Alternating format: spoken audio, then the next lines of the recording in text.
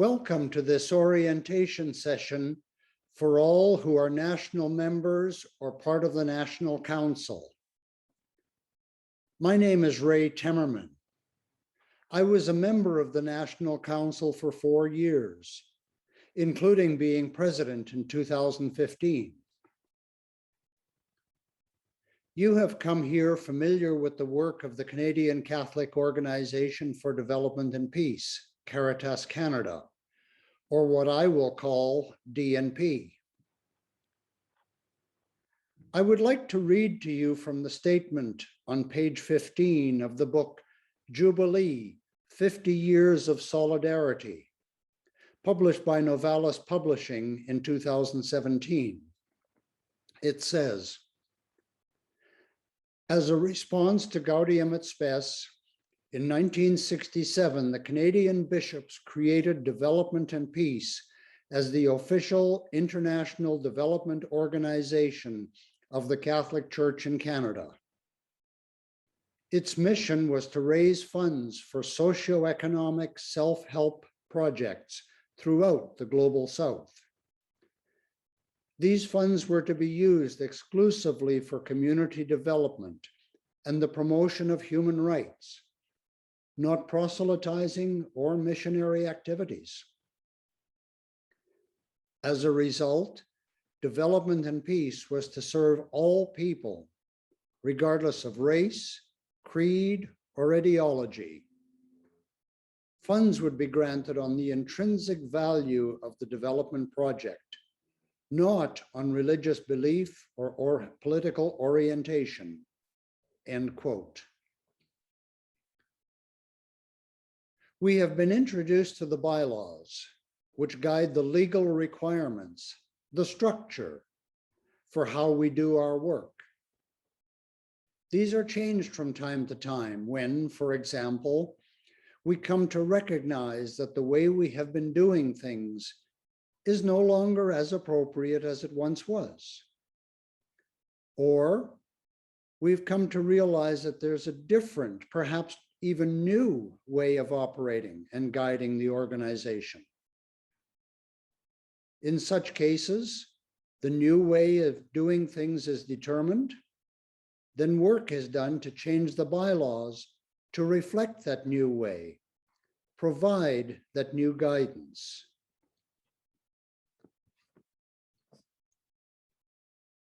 But how many of us have read and taken in the statement of purpose of either the original 1967 letters patent to incorporate or the 2014 certificate of continuance?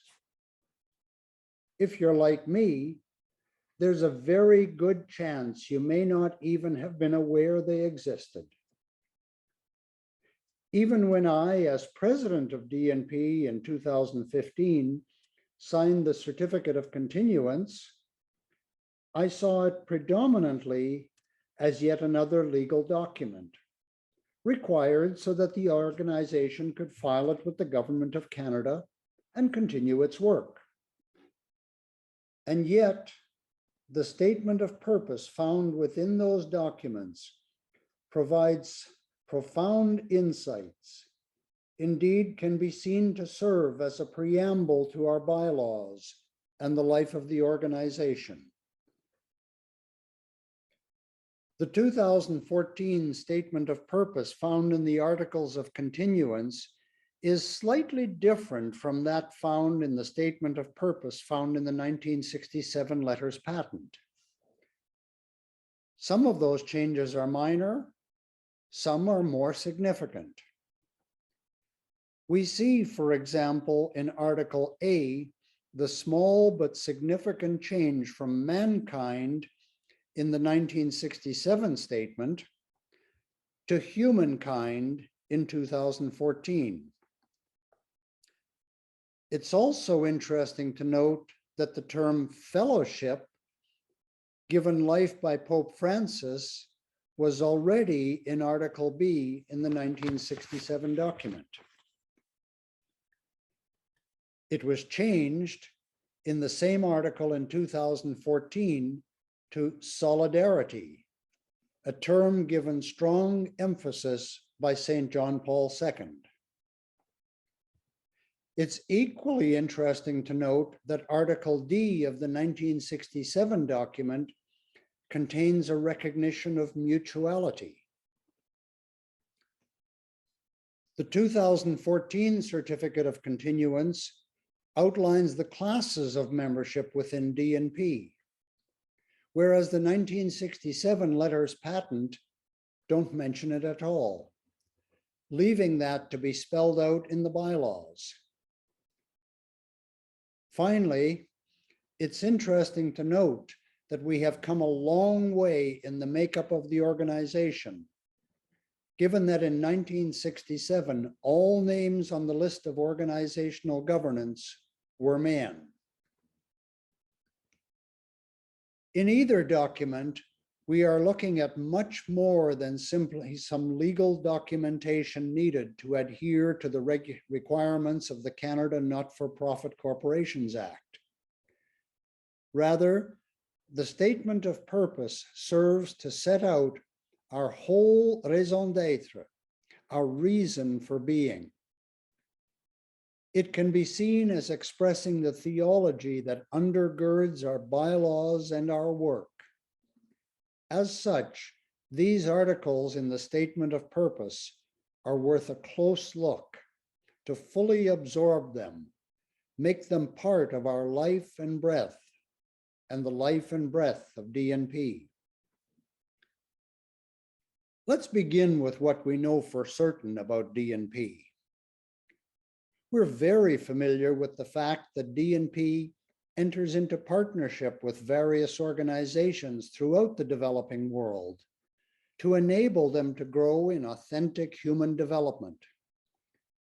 We know too that we raise money directly from donors and through projects funded by governments in order to accomplish that development aim.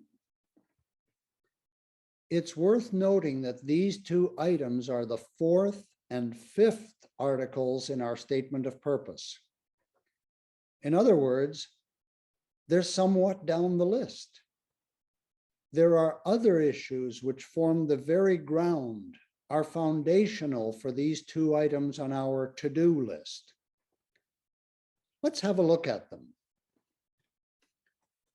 According to Article A of our statement of purpose, our first task is to bear witness. This is not a task of bearing witness to the people of Canada, a witness to the value of Catholicism. Rather, it's bearing witness to the concerns for human solidarity, wherever they are found among all Canadians. We focus especially on the concerns of Catholics, of course, since we can most readily hear them. But we are called to listen to and bear witness to the concerns of all Canadians, be they Catholic, Christians of other traditions, people of other faiths, or of no faith at all. It's worth noting too that we recognize there may be problems with the ways in which these concerns for human fellowship and solidarity can be expressed. Problems with even within ourselves, and that we have to work to resolve those problems. It is in this a statement of humility as well as direction. As part of that bearing witness, we're called in Article B to implement a public education program aimed at all Canadians. This is intended not just to raise funds, but to raise their interest and to show them what their actions or monetary contributions taken together do to enhance the common good. In short, this is to educate and attract.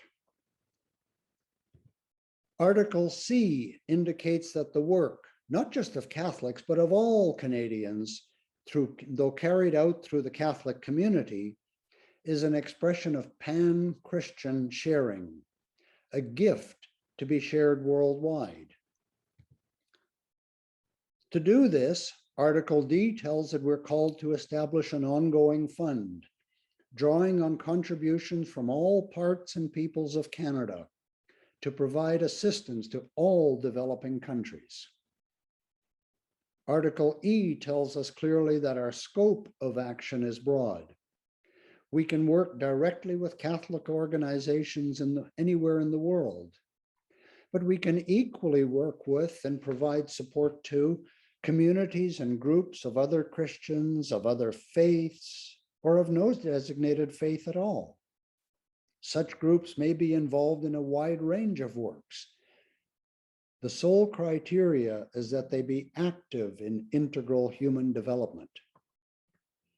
While our primary focus is toward developing countries, we're not limited to those countries. Our statement of purpose does not limit us by geographic location, nor does it limit us as to which organizations funds are to go to. Our criteria are the areas of greatest need of human development, along with the ability to effectively administer the funds. We are to cooperate with or facilitate cooperation or communications with any who are pursuing similar goals. We're called, therefore, not to remain within the security of our own Catholic bubble, but to be as Christ, with and for all who desire the development of the authentic humanity which God desires, enabling that development.